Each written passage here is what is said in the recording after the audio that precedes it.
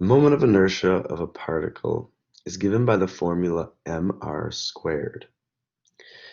In what situations would we use this formula?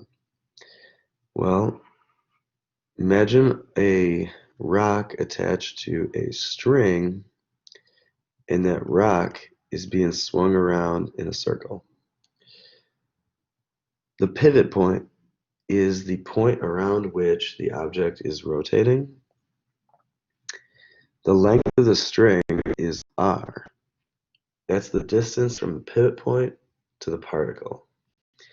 And the rock represents the particle. And it has a mass m.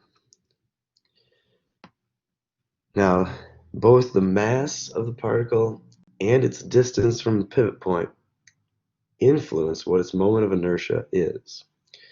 And so this would be a great situation where we would want to use the formula I equals mr squared.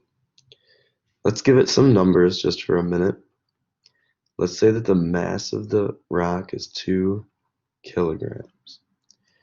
And the radius of a revolution here is 4 meters. And to find the moment of inertia of this particle, we would plug in its mass and the distance, and then we have to square that distance. It will be 32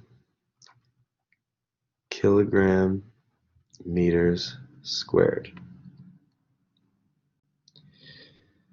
Now that's for a particle, but when it comes to moment of inertia, we often want to consider objects that are of different geometries. And so we have a table here of moment of inertia of common shapes. For a particle, it's mr squared. But if we have a hoop, that would be a distribution of mass which is circular, sort of like a bike tire.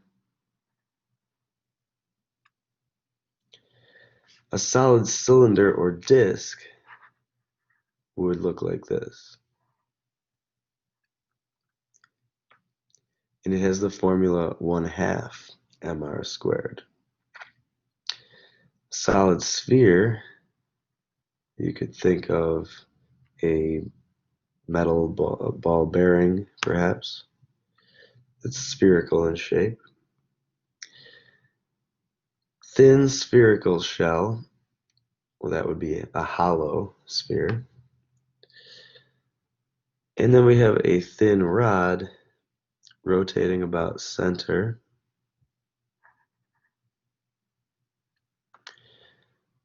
And then a thin rod rotating about one end. As you can see, the moment of inertia can actually change depending on what your axis of rotation is. So if you're rotating about center, then you're rotating about that axis of rotation. But if you're rotating about an end, then your axis of rotation is here.